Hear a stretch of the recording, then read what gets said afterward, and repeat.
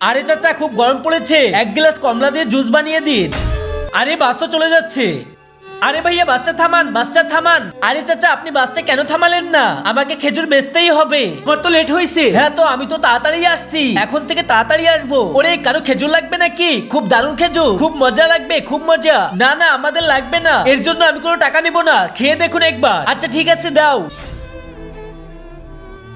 ওরে বাহ ভাই, এত স্বাদ তো দারুণ। তো তোমরা সবাই তাড়াতাড়ি নিয়ে নাও এক একটা করে। আমি তো আগেই বলেছিলাম এর স্বাদ খুব ভালো। হ্যাঁ হ্যাঁ ঠিক আছে, সবাইকে এক একটা করে খেজুর স্বাদ করিয়ে দাও।